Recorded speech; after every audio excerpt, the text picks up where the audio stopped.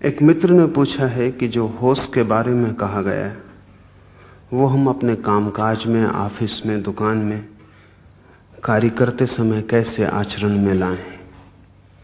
होश में रहने पर ध्यान जाए तो काम कैसे हो। काम में होते हुए होश का क्या स्थान और साधना हो सकती है। 2-3 बातें ख्याल में लेनी चाहिए। एक, होश कोई अलग प्रक्रिया नहीं है।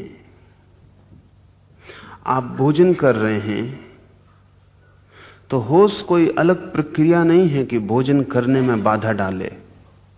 जैसे मैं आपसे कहूं कि भोजन करें और दौड़ें, तो दोनों में से एक ही हो सकेगा, दौड़ना या भोजन करना।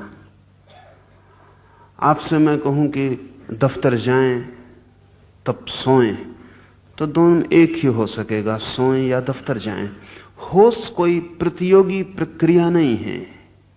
भोजन कर सकते हैं होश रखते हुए या बेहोशी में।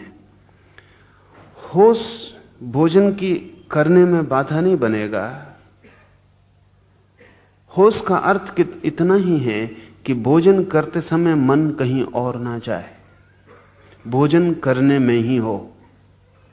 मन कहीं और चला जाए तो भोजन बेहोश हो जाएगा। आप भोजन कर रहे हैं और मन दफ्तर में चला गया है। शरीर भोजन की टेबल पर, मन दफ्तर में है, तो ना तो दफ्तर में हैं आप क्योंकि वहां आप हैं नहीं, और ना भोजन की टेबल पर हैं आप क्योंकि मन वहां नहीं रहा। तो वो जो भोजन कर रहे हैं वो बेहोश है, आपके बिना हो रहा है। इस बेहोशी को तोड़ने की प्रक्रिया है होश।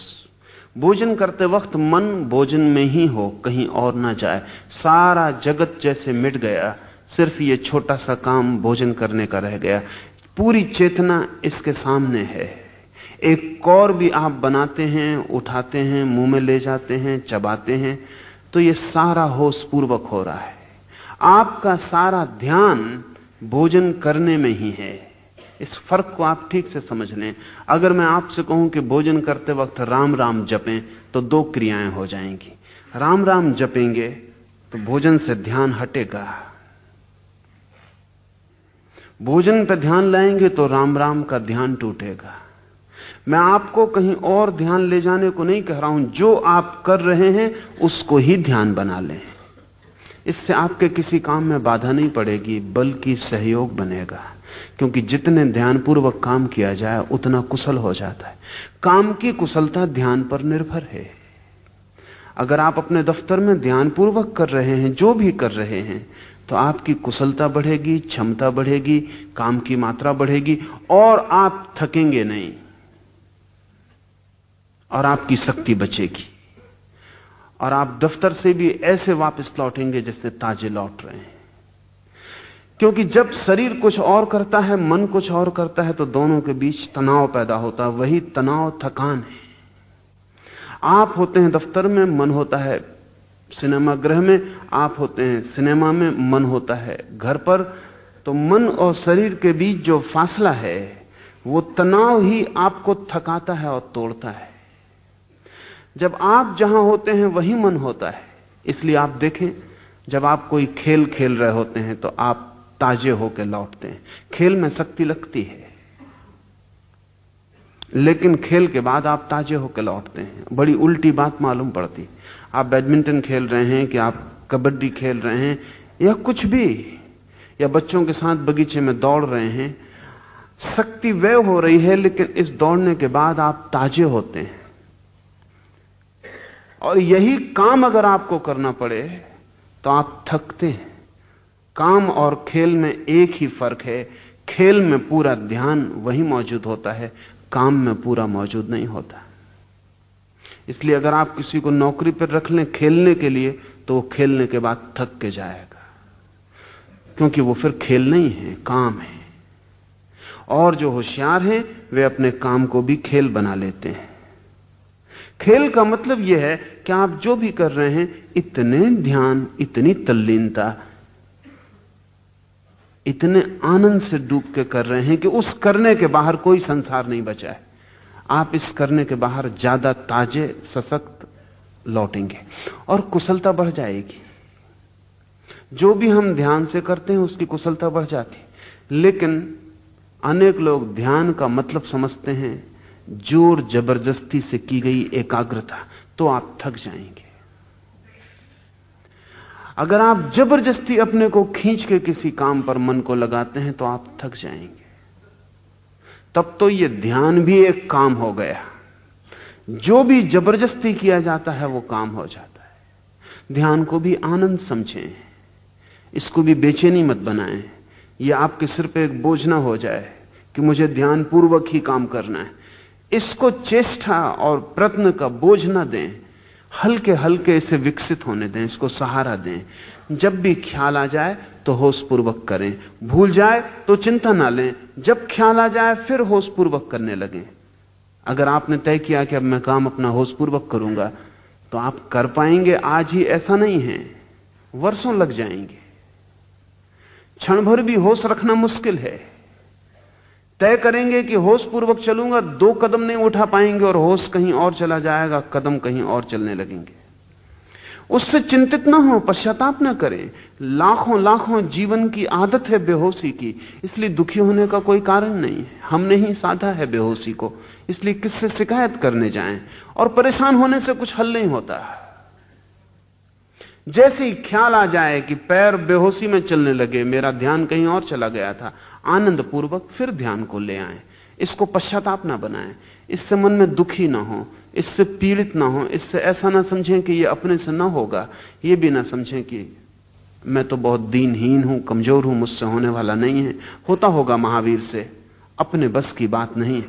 बिल्कुल ना सोचें। महावीर भी शुरू करते हैं तो ऐसा ही होगा, कोई भी शुरू करता है तो ऐसा ही होता है। महावीर इस यात्रा का अंत है, प्रारंभ पर वे भी आप जैसे हैं। अंत आपको दिखाई पड़ा है, महावीर के प्रारंभ का आपको कोई पता नहीं है। प्रारंभ में सभी के पैर डगमगाते हैं। छोटा बच्चा चलना शुरू करता है, अगर वो आपको देख ले चलता हुआ और सोचे कि ये अपने से ना होगा।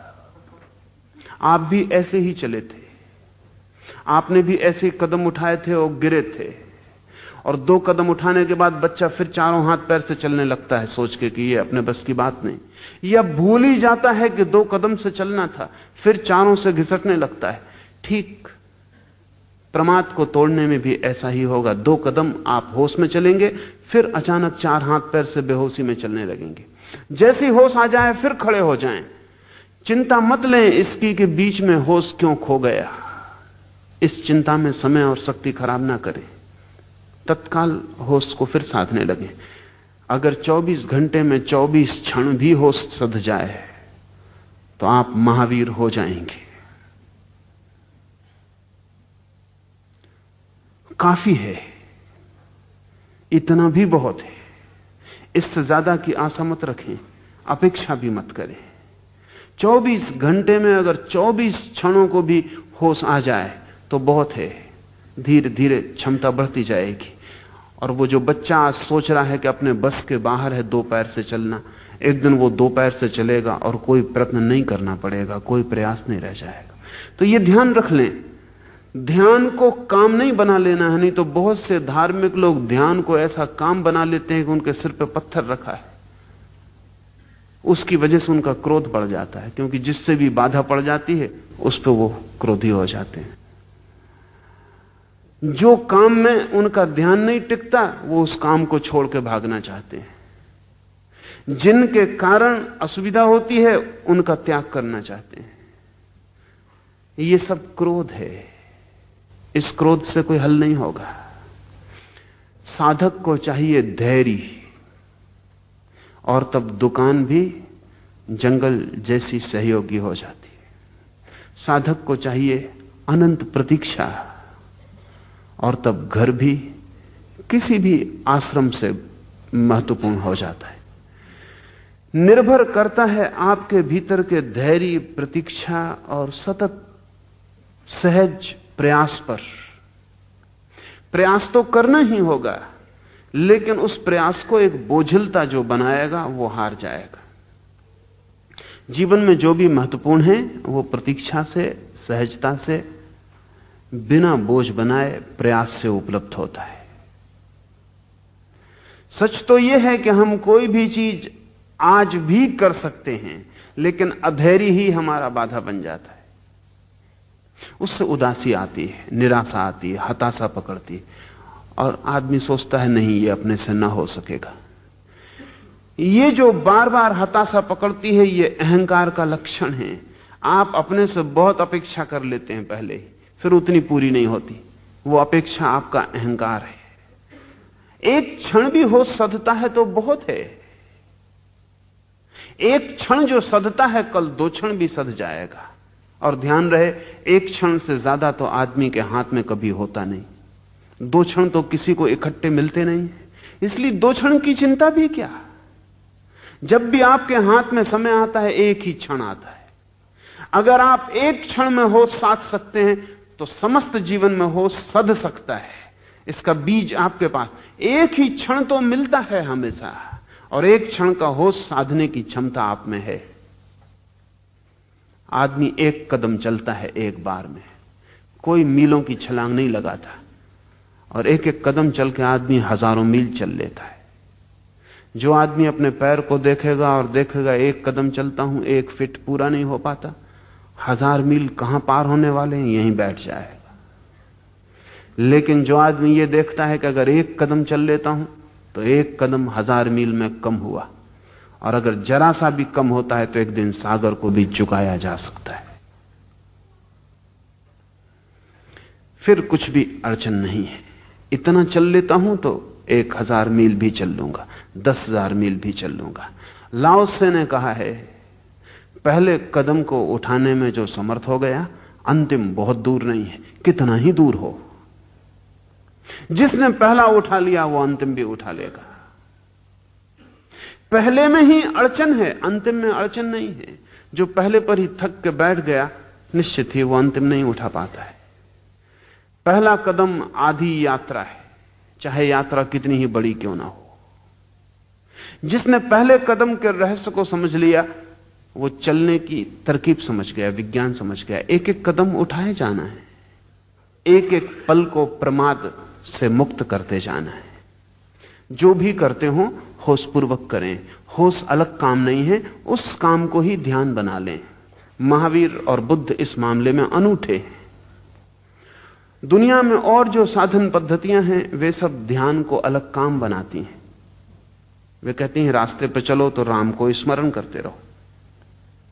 वे कहती हैं कि बैठे हो खाली तो माला जपते रहो। कोई भी पल ऐसा ना जाए जो प्रभु स्मरण से खाली हो। इसका मतलब हुआ कि जिंदगी का काम एक तरफ चलता रहेगा और भीतर एक नए काम की धारा शुरू करनी पड़ेगी। महावीर और बुद्ध इस मामले में बहुत भिन्न हैं। वो कहते हैं ये 2 भेद करने से तनाव पैदा हो, अड़चन होगी। मेरे पास एक सैनिक को लाया गया था। सैनिक था, सैनिक के ढंग का उसका अनुशासन था मन का। फिर उसने किसी से मंत्र ले लिया, तो जैसा वो अपने सेना में आज्ञा मानता था, वैसे ही उसने अपने गुरु की भी आज्ञा मानी और मंत्र को 24 घंटे रटने लगा। अभ्यास हो गया, 2-3 महीने में मंत्र अभ्यस्त हो गया। तब बड़ी अड़चनें शुरू हुई। उसकी नींद खो गई, क्योंकि वो मंत्र को जपता ही रहता। धीरे धीरे नींद मुश्किल हो गई, क्योंकि मंत्र चले तो नींद कैसे चले।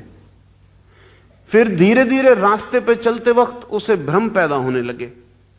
कार का हॉर्न बज रहा है, उसे सुनाई ना पड़े, क्योंकि वहां भीतर मंत्र चल रहा है। वो इतना एकाग्र होकर मंत्र सुनने लगा कि कार का हॉर्न कैसे सुनाई पड़े।